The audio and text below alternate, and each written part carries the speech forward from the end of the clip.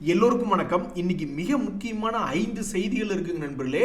அதுல மிக முக்கியமான செய்தி என்னன்னா, இந்த இன்ஃபோசிஸ் பைபேக்கு அப்ளை பண்ணி எனக்கு குடிச்சது, எனக்கு கிடைத்தது ஒரு கும்பா கிண்ணம் அப்படின்ற மாதிரி பல பேர் நொந்து நூடுல்ஸான ஒரு முக்கியமான செய்தி ஒன்று இருக்கு. இன்னொரு மிக முக்கியமான செய்தி என்னன்னா, நம்மளுடைய நிஃப்டி காலையில பழக்க தோஷத்துல நெகட்டிவ்ல தான் இருந்தா, அப்புறம் இப்ப பாசிட்டிவ்ல ட்ரேட் ஆயிட்டு இருக்கா. அதுலேயும் குறிப்பாக இன்று ரஷ்யாவின் தலைவர் புட்டின் அவர்கள் நம்மளுடைய நாட்டுக்கு நம்ம தலைவர்களை மீட் பண்ணக்கூடிய இந்த முக்கியமான நேரத்தில் நம்மளுடைய நிஃப்டி அவரை பாசிட்டிவாக தான் இப்போதைக்கு வரவேற்றுக்கிட்டு இருக்கு. காலையில் நெகட்டிவ்ல இருந்தது, பாசிட்டிவ்ல இருக்கு. ஸோ இதுவும் ஒரு மிக முக்கியமான தகவல். இப்போ நம்ம அந்த கும்பாகுட்டி தகவல் அப்படின்றதுக்கு வரும். எவ்வளவு விவரமாக இந்த இன்ஃபோசிஸ் கம்பெனி ஆரம்பித்த ப்ரொமோட்டர்களே இந்த பைபேக்ல கலந்துக்கல. அதுக்கு அவர்கள் சொல்லி இருக்கக்கூடிய காரணங்கள் அப்படின்றதெல்லாம் இருக்கு. ஆனால் மீடியாக்கள் என்ன மாதிரி தகவல் வருதுன்னா, சமீபத்தினுடைய இன்கம் டேக்ஸ் சட்ட சீர்திருத்தத்தின் பிறகு நீங்க ஒரு ஷேரை வாங்கியிருக்கீங்க, அதைய மார்க்கெட்ல விற்கிறீங்க, அல்லது அந்த கம்பெனிக்காரங்களுக்கே பைபேக் மூலியமா டெண்டர் பண்றீங்க, ரெண்டுமே விற்கிறீங்கன்னு தான் அர்த்தம். அப்ப அந்த ரெண்டுக்கு இடையில இருக்கக்கூடிய டிஃபரன்ஸ் என்பது லாபமாக அமைகிறது. அதுக்கு தான் நம்ம டேக்ஸ் கட்டுறோம் அப்படின்ற மாதிரி நிறைய பேர் சந்தோஷமா இருந்தாங்க. ஆனா இப்ப என்னன்னா, நீங்க மார்க்கெட்ல வித்தீங்கன்னா தான் அந்த மாதிரி. ஆனா ஒரு கம்பெனிக்காரன்ட்ட கொண்டு போய் டைரக்டா பைபேக்ல விற்கிறீங்கன்னா நீங்க சேல்ஸ் பண்றீங்க, ஆனா பாருங்க அது டிவிடெண்டாக கன்சிடர் ஆகிறது மொத்த பணமுமே அப்படின்ற மாதிரி கணக்காகி போச்சு சமீபத்தினுடைய சட்டத்தின்படி. இதனாலதான் பல பேர் பைபேக்லயே பார்ட்டிசிபேட் பண்ணல. ஸோ ஒரு நண்பருக்கு என்ன நடந்திருக்கு அப்படின்னு பார்த்தீங்கன்னா, அட என்கிட்ட 81 ஷேர், எவ்வளவு பெரிய ஆள் பாருங்க இவர் ஒரு ரோட்ல பார்க்குறோம், உடனே இவருக்கு ஒரு சல்யூட் வைக்கக்கூடிய ஆள், சார் வணக்கம் சார், ஒரு டீ வாங்கி கொடுங்க அப்படின்னு கேட்கக்கூடிய அளவுக்கு முதலீடு என்பது 81 ஷேர் இன்ஃபோசிஸ்ல வச்சிருந்திருக்கார். அதை பைபேக்ல அப்ளை பண்ணியிருக்கார். திருப்பி எடுத்துக்குங்க, அதை 1800 ரூபாய்க்கு பைபேக் அறிவிச்சிருக்கீங்கல்ல, அதுக்கு எடுத்துக்கங்க அப்படின்ற மாதிரி அறிவிச்சதுல அதான் முதல்ல அக்செப்டன்ஸ் ரேஷியோ போன வருடங்களுக்கு முன்னாடி விப்ரோலாம் கடைசியாக பண்ணாங்கன்னு நினைக்கிறேன். அப்பெல்லாம் அக்செப்டன்ஸ் ரேஷியோ 5%, 10% போறதே பெரிய விஷயமா இருந்தது.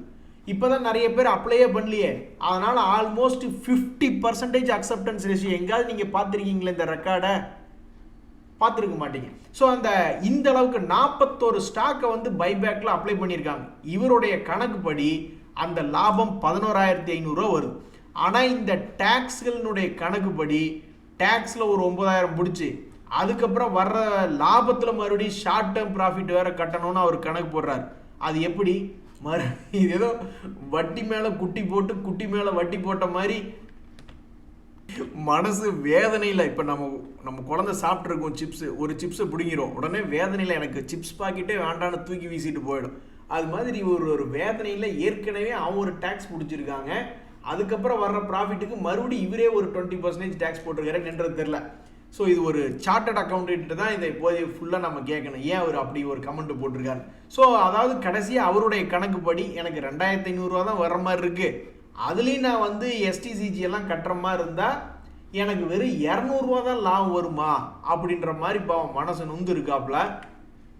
அந்த காலத்தினுடைய கணக்குப்படி 11,500 ரூபா கையில் வந்திருக்கணும். ஆனால் இந்த சட்ட சீர்திருத்தத்திற்கு பிறகு அவர் கையில் விழுந்திருக்கிற பணம் 2,500 ரூபா. என்னுடைய எக்ஸ்பீரியன்ஸ் கேளுங்க, நான் ஏன் இது போன்ற பைபேக்குகளை இப்போ சமீபத்தில் பங்கெடுத்துக்கல அப்படின்னா, இந்த புரோக்கர்கள் நம்ம பண்ணக்கூடிய டிரான்சாக்ஷன்ஸை அவங்களுடைய புரோக்கர் பேக் ஆஃபீஸில் மட்டும் இல்லை, இந்த இன்கம் டேக்ஸுடைய தகவலுக்கும் அவங்க அனுப்பிச்சிடுறாங்க. அது இந்த ஏஎஸ் ஃபார்ம் அப்படின்றதுல இருக்கும். நம்ம ஒரு பங்கை வாங்கி ஒரு பங்கை வித்திருப்போம். So by consideration, sale consideration என்பது அந்த புரோக்கரில் இருக்கக்கூடிய பேக் ஆஃபீஸ்க்கும் இதுக்கும் மேட்ச் ஆகி போயிடும். அப்புறம் இவங்க என்ன பண்றாங்க, அது என்னன்னு தெரியல, பைபேக்குக்கா அல்லது ரைட்ஸ் இஷ்யூக்கா என்னன்றது தெரியல. சமீபத்தினுடைய ஏஎஸ்ல நான் என்ன பார்த்துக்கிட்டு இருந்தேன்னா, சேல் கன்சிடரேஷன் அப்படின்றது மட்டும் ஒன்று அடிஷ்னலாக வந்திருக்கு. இது என்னடா, இது நான் வாங்கினதுக்கு விற்றதுக்கு சரியா போச்சு, மறுபடியும் என்னடா சேல் கன்சிடரேஷன் பார்த்தா, அதுக்கப்புறம் நம்ம மறுபடியும் என்ன ரேட்டுக்கு அதே குவான்டிட்டி என்ன ப்ரைஸுக்கு வாங்கியிருக்கோம் அப்படின்றதெல்லாம் மறுபடியும் தகவலை கொடுத்து மறுபடியும் இது அது அப்படியே டபுள் த ட்ரேட் மாதிரி தானே, ஏற்கனவே இருந்ததோடைய ஒரு டூப்ளிகேட் ட்ரேட் மாதிரி. அப்புறம் இந்த டூப்ளிகேட் ட்ரேடுக்கு நாம போய் வழக்கம் கொடுத்துக்கிட்டு இருக்கணும், எனத்தையாவது ஒன்று சொல்லிக்கிட்டு இருக்கணும். அதனால தான் நான் பார்த்தேன், அதனால தான் நான் இதில் அப்ளை பண்ணல. ஸோ அப்ளை பண்ணவங்களோட எக்ஸ்பீரியன்ஸ் எப்படி இருக்குன்னு பார்த்தா இவர் சொல்கிற மாதிரி தான். நான் 81 ஷேரில் 41 ஷேர் அப்ளை பண்ணி கடைசியில் என் கணக்குப்படி இவ்வளவு லாபம் வரணும் அப்படிங்கிறதுக்கு பொதுவாக எனக்கு இவ்வளவுதான் லாபம் வந்திருக்குன்னு மன வேதனையை தெரிவிக்கிறாரு. இங்க பாருங்க, இன்னொரு நண்பர் இந்த இன்ஃபோசிஸில் வந்து நான் 20 ஷேர் பைபேக்லுக்கு அப்ளை பண்ணியிருந்தேன். அதில் 11 ஷேர் எல்லாத்துக்குமே 50% பக்கம் அக்செப்டன்ஸ் பண்ணியிருப்பாங்க போல். அதுக்கப்புறம் வந்து 11 ஷேரை எடுத்துக்கிட்டாங்க. நானும் வந்து ஏதோ ஒரு பெரிய அமௌண்ட்டாக வரும் அப்படின்னு பார்த்துக்கிட்டு இருந்தேன். ஆனால் கடைசியில் டிடிஎஸ் வந்து 17,714 ருபீஸ் தான் வந்து இருக்கு. என் கணக்குப்படி டோட்டலாக 2,475 ரூபா ப்ராஃபிட்டாக வந்திருக்கணும். ஆனால் டிடிஎஸ் பிடிச்சதுனால எனக்கு வந்து சேர்ந்தது வெறும் 390 ரூபா. ஸோ அக்டோபர் 1, 2024 அப்புறம் வந்திருக்கக்கூடிய அனைத்து பைபேக்குகளிலும் இதுதான் நடைமுறையாக இருந்திருக்கு.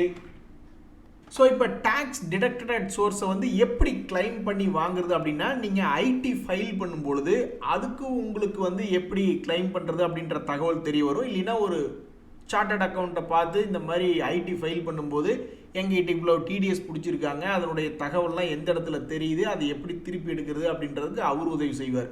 ஸோ இந்த டிடிஎஸ் பிடிச்சதை திருப்பி எடுக்கிறதுக்கு இதுதான் வழி, ஐடி ஃபைல் பண்ணணும். நம்ம மார்க்கெட்டுக்கு இன்னைக்கு மரியாதை கிடைக்கிற மாதிரி கொஞ்சம் கௌரவமாக நெகட்டிவ்லேருந்து பாசிட்டிவ் வந்ததுக்கு இன்னொரு முக்கியமான காரணம் என்ன அப்படின்னு பார்த்தீங்கன்னா, இந்த ஃபிட்ச் ரேட்டிங் ஏஜென்சி என்ன சொல்கிறாங்கன்னா, இந்தியாவினுடைய ஃபினான்ஷியல் இயர் 2026 growth வந்து ஓரளவுக்கு நல்லா இருக்கும், 7.4% இருக்கும் growth அப்படின்னு அவங்களுடைய ப்ரெடிக்ஷன் சொன்னதுனால இன்னைக்கு நம்மளுடைய மார்க்கெட் ஓரளவுக்கு மரியாதையாகவும் கௌரவமாகவும் மேலே வர்றதுக்கு இதுவும் ஒரு காரணம்.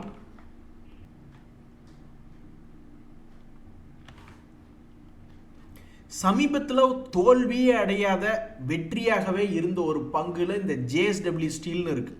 அதனுடைய வெற்றிக்கு என்ன காரணம்னு தெரியல. நிறைய ஸ்டீல் கம்பெனிகள்லாம் கீழே விழுந்துட்டு அப்புறம் மேல் நோக்கி ஏறினா, ஆனால் இவன் வந்து பெருசாக விழுகவே இல்லை.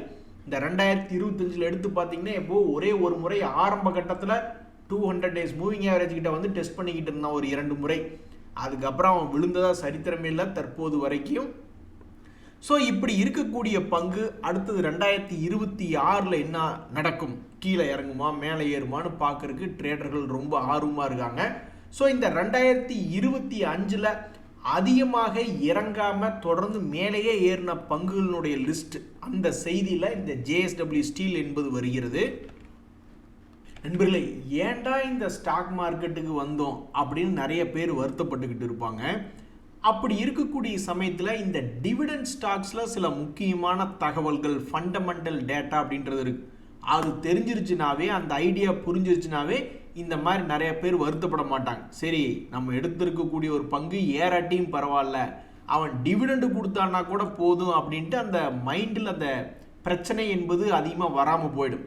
ஒரு உதாரணத்துக்கு அதிகமான டிவிடெண்டுகள் கொடுக்கக்கூடிய பங்குகள் அப்படின்ற ஒரு லிஸ்ட், அதெல்லாம் எது போன்ற வெப்சைட்னா ஏகப்பட்ட வெப்சைட்டில் கிடைக்கும். ஒரு உதாரணத்துக்கு இந்த ஸ்க்ரீனர் அப்படின்ற ஒரு வெப்சைட் இருக்குன்னு வச்சிங்களேன். டிவிடெண்டும் கொஞ்சம் ஓரளவுக்கு அதிகமாக ஒரு 3% மேலே டிவிடெண்ட் ஈல்டு கொடுக்கணும். அதே சமயம் அதனுடைய மார்க்கெட் கேபிட்டலும் கொஞ்சம் அதிகமாக இருக்கணும். ஒரு கம்பெனி வளரும் பருவத்திலையும் இருக்கணும் அப்படின்ற மாதிரிலாம் ஸ்கீம்ஸ் எல்லாம் போட்டு எடுக்கலாம்.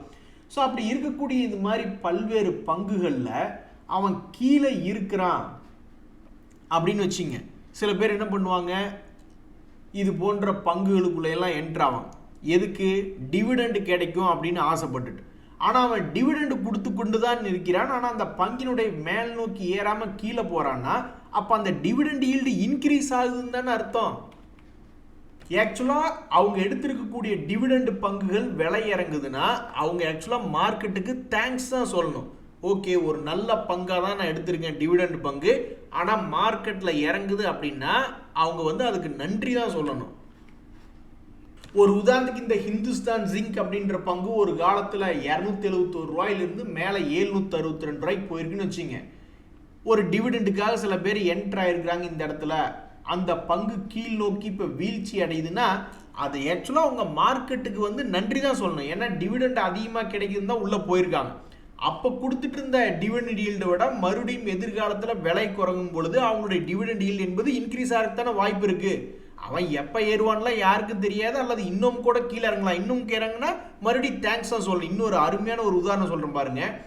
நேஷனல் அலுமினியம் அப்படின்ற ஒரு பங்கு இதே மாதிரி தான். அவன் எப்படி கிராஷ் ஆனானோ அதே மாதிரி இந்த நேஷனல் அலுமினியம் அப்படின்ற பங்கு ஒரு கட்டத்தில் என்னாச்சுன்னு பார்த்தீங்கன்னா 240 ரூபா இருந்தான். 240 ரூபாயில இறங்கி வெறும் 120 ரூபாய்க்கு போயிட்டான். 50% கீழே போயிட்டான். அதுக்கப்புறம் இந்த பங்கு இப்போ மறுபடியும் புதிதாக 268 வந்திருக்கு. ஸோ சில பேர் எடுக்கும் பொழுதே ஒன்றா டிவிடெண்ட் கொடுத்தா கூட பரவாயில்ல அப்படின்ற மாதிரி எடுத்து அது மேலே போகாட்டியும் பரவாயில்ல, கீழே போகும்பொழுது அவனுடைய டிவிடெண்ட் ஈல்ட் என்பது இன்க்ரீஸ் தான் ஆக போகுது அப்படின்ற மாதிரி யோசிச்சு மறுபடியும் வந்து சேகரிக்க தான் பல ட்ரேடர்கள் பார்ப்பாங்க. அந்த வகையில் சமீபத்தில் நல்லா கீழே இறங்கிட்டு மறுபடியும் தன்னுடைய பழைய ஹையை போய் பிடிச்ச பங்குகள் நிறைய இருக்குது டிவிடெண்ட் கொடுத்த பங்குகளில். அதில் இந்த நேஷனல் அலுமினியம் இருக்குது, இன்னும் ஹிந்துஸ்தான் ஜிங்க்லாம் வரல, அவன் எப்போ வந்து சேருவான்னு யாருக்கும் தெரியாது. பட் அது வரைக்கும் டிவிடெண்ட் என்பது கொடுத்துக்கிட்டு இருப்பான். ஒரு உதாரணத்துக்கு ரைட்ஸ் அப்படின்ற ஒரு பங்கு 3% டிவிடெண்ட் ஈல்ட் என்பது கொடுத்து கொண்டிருக்கிறது. சமீபத்தினுடைய குவார்டர்லி ரிசல்ட்டில் அவன் எப்பவும் செய்யக்கூடிய 100 கோடி அப்படின்ற லாபம் பண்ணிக்கிட்டு இருக்கு. கடும் சரிவு, அவன் பாட்டுக்கு 400 ரூபாயிலிருந்து ஆல்மோஸ்ட் 200 ரூபா பக்கத்தில் சரிவு அடைஞ்சிட்டான். அப்புறம் ஒரு முயற்சி பண்ணியிருக்கான், மறுபடியும் தன்னுடைய பழைய 400 போறக்கு அவனால் முடியல, மறுபடியும் 1 இயர் லோவில் தான் ட்ரேட் ஆகிட்டு இருக்கு. இருந்தாலும் இந்த ஷேர் வச்சிருக்கிறவங்க என்ன நினைச்சிட்டு இருப்பாங்க, சரி எப்படி அவன் டிவிடெண்ட் கொடுத்துக்கிட்டு இருக்கான், அது லாபம் செய்யக்கூடிய கம்பெனியாகவும் இருக்கு, ஏதோ டிவிடெண்ட் கொடுத்துட்டு இருக்கான், இன்னும் கீழே இறங்குனா அது ஏவரேஜ் பண்ணாலும் அதனுடைய டிவிடெண்ட் ஈல்டு இன்க்ரீஸ் தான் ஆகும் அப்படின்ற மாதிரி தான் யோசிச்சுக்கிட்டு இருப்பாங்க. ஸோ டிவிடெண்ட் ஸ்டாக்குகளில் கரெக்டான ஒரு லோ ப்ரைஸ் போகும் பொழுது அதை சேகரிக்க தெரிஞ்சாவே ஸ்டாக் மார்க்கெட்டில் நிறையா பேர் என்னையா அது ஏன் மார்க்கெட்டுக்கு வந்தோம் அப்படின்ற மாதிரிலாம் வருத்தப்பட மாட்டாங்க. நண்பர்களே, இன்னைக்கு மார்க்கெட்டினுடைய செய்திகளை பொறுத்த வரைக்கும் சுப்ரோஸ் லிமிடெட் அப்படின்ற ஒரு பங்கு, டிரான்ஸ்ஃபார்மர்ஸ் அண்ட் ரெக்டிஃபயர்ஸ் அப்படின்ற இன்னொரு பங்கு, இந்த 2 பங்குகள்லையும் எங்களுக்கு ஆர்டர் கிடைச்சிருக்கு அப்படின்ற ஒரு செய்தி ஒன்று வந்திருக்கு. இந்த சுப்ரோஸில் கிடைச்சிருக்கக்கூடிய ஆர்டர்னுடைய மதிப்பு 52 கோடி. இந்த சுப்ரோஸ் அப்படின்ற பங்கு சமீபத்தில் 8 கோடி 14 கோடி அப்படின்ற மாதிரி லாபம் பண்ணிக்கிட்டு இருந்தது. இப்போ ஸ்டாண்டர்டாக ஒரு 41 கோடி அப்படின்ற லாபம் பண்ணி கொண்டு இருக்கக்கூடிய இந்த நேரத்தில் இந்த ஷேரினுடைய விலை சமீபத்தில் 500 ரூபாய் ரேஞ்சிலிருந்து 1200 வரைக்கும்லாம் போயிருக்கு. அதுக்கப்புறம் தற்போது லேசாக அங்கிருந்து ஒரு 20% இறங்கி இருக்கக்கூடிய இந்த நேரத்தில் இப்படி ஒரு தகவல் என்பது வந்திருக்கு. அடுத்து பார்க்கக்கூடிய இந்த டிரான்ஸ்ஃபார்மர்ஸ் அண்ட் ரெக்டிஃபயர்ஸ், என்னப்பா எல்லாம் சொல்லி வச்ச மாதிரி இந்த ரேஞ்சிலேயே ஆர்டர் கிடைச்சிருக்கு அப்படின்ற மாதிரி இவங்களுக்கு ஒரு 53 கோடி மதிப்பிலான ஆர்டர் கிடைச்சிருக்கு.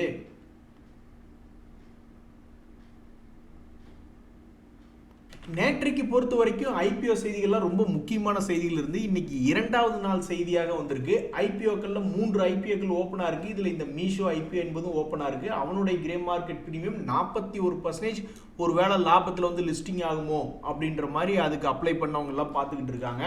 அதே மாதிரி ஏக்கூஸ் அப்படின்ற ஒரு பங்கு, அதனுடைய ஐபிஓனுடைய கிரே மார்க்கெட் பிரீமியம் 37% என்பது ஆச்சரியகரமான வகையில் காமிச்சுக்கிட்டு இருக்கு. ஸோ அந்த ஐபிஓக்கு அப்ளை பண்ணவங்களும் ஏதாவது கிடைக்குமா அப்படின்னு பார்த்துக்கிட்டு இருக்காங்க. அதே மாதிரி வித்யான்ற பேரை கேட்ட உடனே ஏதோ ரொம்ப படிப்ஸ் அப்படின்லாம் சொல்லுவோம், எங்கள் இதில் பழம் அப்படின்ற மாதிரி சொல்கிற மாதிரி படிப்ஸ் ரிலேட்டடான ஒரு பேராக இருக்குது வித்யா ஒயர்ஸ். ஆனால் அதனுடைய கிரே மார்க்கெட் பிரீமியம் என்பது மிகவும் குறைவாக மற்றவங்களோட கம்பேர் பண்ணியில் வெறும் 11% என்பது மாதிரி தான் காமிச்சுக்கிட்டு இருக்கு. இதுதான் ஐபிஓ பற்றிய செய்திகள். ஒரு ஆள் எங்களுக்கு நெருங்கி வந்தால் உங்களுக்கு பொறுக்காதே, உடனே கும்பாவை தொடங்கி விடுவீங்களே அப்படின்னு சமீபத்தில் இன்னொரு தகவல் என்னென்னா, இந்த ரஷ்யா கிட்டேருந்து ரஷ்யாவினுடைய வருமானம் என்ன அப்படின்னா அவங்க எனர்ஜியை வந்து அதிகமாக விற்று சம்பாதிக்கிறாங்க, எனர்ஜி ப்ராடக்ட்ஸை. இந்த ட்ரம்ப் அவர்கள் அடிக்கடி சொல்லிட்டு இருக்காரு, நீயே ரஷ்யா கிட்ட இன்னும் கேஸ் ஆயில்லாம் வாங்கிட்டு இருக்கிற, அப்புறம் எதுக்கு நான் உனக்கு உதவி செய்யணும், முதல்ல யூரோப்பியன் யூனியன் வாங்குறத நிறுத்தணும், அப்போ தான் உக்ரைன் போரை நிறுத்த முடியும்னு அவங்க மேலேயும் ப்ரெஷர் போட்டுக்கிட்டு இருக்காரு. ஸோ புட்டின் அவர்கள் நம்ம நாட்டுக்கு வரக்கூடிய இந்த நேரமாக பார்த்து சமீபத்தில் ஒரு 4-5 நாட்களாகவே இந்த மாதிரி என்ன ஒரு செய்தி வந்துக்கிட்டு இருந்தது அப்படின்னு பார்த்தீங்கன்னா, இந்த யூரோப்பியன் யூனியன் வந்து ரஷ்யாவிலேருந்து மொத்தமாக எதையுமே வாங்கக்கூடாது, இன்னும் 2-3 வருஷத்தில் 2027 அப்படின்ற சமயத்தில் அவங்ககிட்ட நம்ம எதுவுமே வாங்காத மாதிரி பண்ணிடணும், நம்ம ஏன் அவங்களுக்கு பணத்தை கொடுக்கணும் அப்படின்ற மாதிரியான ஒரு நோக்கத்தை நோக்கி போய்கிட்டு இருக்காங்க. நீ சிறகடிச்சு பரப்பின்னு பார்த்தா கும்பா கூட்டி ஆய் உட்காந்துருக்கே அப்படின்ற மாதிரி தான் இந்த சிஎன்ட் டிஎல்எம் ஷேர் வச்சிருக்கிற ஷேர் ஹோல்டர்ஸ் எல்லாம் ரொம்பவுமே அநியாயத்துக்கு ஃபீல் பண்ணுவாங்க. ஏன்னா அவன் பண்ணியிருக்கிற வேலை எப்படி, சமீபத்தில் 1000 ரூபாய்களுக்கு பக்கத்தில் இருந்த பங்கு வெறும் 434 வந்து ட்ரேட் ஆகிட்டு இருக்கு. அப்படி இருக்கக்கூடிய இந்த பங்கினுடைய சமீபத்திய குவார்டர்லி ரிசல்ட் என்ன அப்படின்னு பார்த்தீங்கன்னா, அவன் எப்பவுமே ஒரு 15-20 கோடி அப்படின்னு லாபம் பண்ணி கொண்டு இருக்கக்கூடிய கம்பெனி இந்த முறை 32 கோடி அப்படின்ற மாதிரி ஒரு லாபத்தை காமிச்சிருக்கு. சமீப காலங்களில் எலக்ட்ரானிக்னு பேரை எழுதி போட்டாவே போதும் அல்லது டிஃபென்ஸ்னு எழுதி போட்டாவே போதும் அப்படின்ற மாதிரியான ஒரு நிலையில் இருக்கக்கூடிய இந்த நேரத்தில் இந்த கம்பெனி வந்து அந்த ரெண்டுலையுமே இருக்கு. இவங்க சர்வீஸ் பண்ணக்கூடிய இடம் அப்படின்னு பார்த்தோம்னா இந்த ஏரோஸ்பேஸ் அண்ட் டிஃபென்ஸ் செக்டர்னு சொல்லிக்கிறாங்க. அதே மாதிரி இவங்களுடைய வருமானத்தில் வந்து எக்ஸ்போர்ட்டுமே கிட்டத்தட்ட 60% பண்ணுறாங்க. இப்போ கூட ஐடி கம்பெனிகள் ஏன் ஏறிக்கிட்டு இருக்கு, டாலர் வீக் ஆகிக்கிட்டு, இந்தியாவினுடைய கரன்சி டாலருக்கு எதிராக வீக் ஆகிக்கிட்டு இருக்கு, அதனால வருமானம் இன்னும் கொஞ்சம் அதிகமாகுமா அப்படின்ற ஒரு ஆசையில் ஏறிக்கிட்டு இருக்காங்க. அப்போ இது எக்ஸ்போர்ட் பண்ணக்கூடிய கம்பெனி தான். ஆனால் பாவம் இதுவும் கவுந்து படுத்து கிடக்கு. ஸோ எத்தனை லட்சம் பேர் இந்த பங்கினுடைய விலையில பாவம் விலை வீழ்ச்சியில் சிக்கி கிடக்கிறாங்க அப்படின்ற மாதிரி தெரியல. பட் இந்த குவார்டர்லி ரிசல்ட் என்பது அவங்க சமீபத்தினுடைய கடந்த 2-3 வருடங்களில் இல்லாத ஒரு அதிகம் அப்படின்றத கொடுத்துருக்காங்க. அதே மாதிரி சிட்டி யூனியன் பேங்க் ஷேர்லேயும் ஒரு மகிழ்ச்சிகரமான செய்தி. அவங்க வந்து பெங்களூர்ல இன்னொரு புது பிரான்ச் என்பது ஓபன் பண்ணியிருக்காங்க அப்படின்ற ஒரு மகிழ்ச்சியான தகவல். இந்த பங்கு ஒரு கட்டத்தில் இந்த 2025 ஒரு முறை 163 ரூபாய்க்கு மேலே 200 days மூவிங் ஆவரேஜ் தாண்டினா அதுக்கப்புறம் இந்த பங்கு தன்னுடைய வளர்ச்சியை நிறுத்த கூட இல்லை. ஸோ 200 days மூவிங் ஆவரேஜுக்கு மேலே தொடர்ந்து ஏறிய பங்குகளினுடைய லிஸ்ட்டில் இந்த சிட்டி யூனியன் பேங்க் என்பது இருக்கு. அநியாயத்துக்கு 160 ரூபாய்க்கு மேலே ஏறினவன் 270 ரூபாய்க்கு வந்திருக்கா. இதுக்கு முன்னாடியெல்லாம் எத்தனையோ முறை அந்த மாதிரி 200 days மூவிங் ஆவரேஜை தாண்டி இருக்கு. அப்போல்லாம் ஒரு முறை கூட சேர்ந்தாப்புல ஏங்க நம்ம போர்ட்ஃபோலியோலேயே சேர்ந்தாப்புல ஏதாவது பங்குகள் தொடர்ந்து ஒரு 10 நாள் ஏறினாவே நம்மெல்லாம் நல்ல நிலைமைக்கு வந்துடுவோம். அதைத்தான் பண்ண மாட்டேன்றானுங்களே. அதே மாதிரி தான் இந்த சிட்டி யூனியன் பேங்க் வந்து எத்தனையோ மாதங்கள் இவன் ஏறுவதும் இறங்குவதுமாகவே இருந்திருக்கான். இந்த ஒரு தடவை அவனுக்கு எப்படி ஒரு யோகம் அடிச்சதுன்னு தெரியல. 200 days மூவிங் ஆவரேஜ் தாண்டினவன் கீழே விழுகவே இல்லை. இப்போ வரைக்கும் 270 தான் ட்ரேட் ஆகிக்கிட்டு இருக்கு. அதே மாதிரி சமீபத்தில் பல ட்ரேடர்கள் கடுப்பாகி ஏதாவது ஒரு முடிவுக்கு நீ வரமாட்டியா அப்படின்னு 2-3 மாதமாக லாக் ஆகி வந்திருக்கக்கூடிய பங்குகளில் இந்த வாடெக் பபாக் அப்படின்றது இருக்கு. இப்படியுமா ஒரு மனுஷன் ட்ரேட் ஆவான், என்ன இப்படியே 1 ரூபாய்க்கு 2 ரூபாய்க்கு நீ எத்தனை காலத்துக்கு ஏறி இறங்கிக்கிட்டு இருப்பா அப்படின்ற மாதிரி இப்போ அவங்க கடுப்பாக இருக்காங்க. சில மாதங்களுக்கெல்லாம் முன்னாடி பார்த்தீங்கன்னா இறங்குவதும் ஏறுவதும் அடங்காமல் ஆடிக்கிட்டு இருந்திருக்கு இந்த வருஷத்தில். அதுக்கெல்லாம் சேர்த்து வச்சு ஒரு 3 மாசமா மௌன விரதம் அப்படின்ற மாதிரி உட்காந்துக்கிட்டு இருக்கு. ஸோ இந்த பங்கு அடுத்த முறை எந்த பக்கம் தாவும், கரடிகளோட தாவுமா காளைகள் பக்கம் தாவுமா அப்படின்றது பொறுத்து இருந்து தான் பார்க்கணும். அதே மாதிரி இப்போல்லாம் எக்ஸ்சேஞ்சுகள் ரொம்ப ஃபாஸ்ட்டாக இருக்காங்க. இன்னைக்கு காலையில் இந்த இண்டிகோ அப்படின்ற ஷேர் கூட ஒரு 3% இறங்கி ட்ரேட் ஆகிட்டு இருக்குது. உடனே இவங்க கேட்குறாங்க எக்ஸ்சேஞ்சுகள், அதாவது மார்க்கெட்டில் என்ன செய்தி போய்கிட்டு இருக்குன்னா, நீங்கள் 3% இறங்கியிருக்கீங்க, அதுக்கு மிக முக்கியமான காரணம் ஃப்ளைட் கேன்சலேஷன் அப்படின்ற மாதிரி செய்திகள் வந்திருக்கு. அதை பற்றிய உங்களுடைய கிளாரிஃபிகேஷன் என்ன அப்படின்னு உடனே எக்ஸ்சேஞ்சுகள் கேட்டிருக்காங்க. நன்றி, வணக்கம்.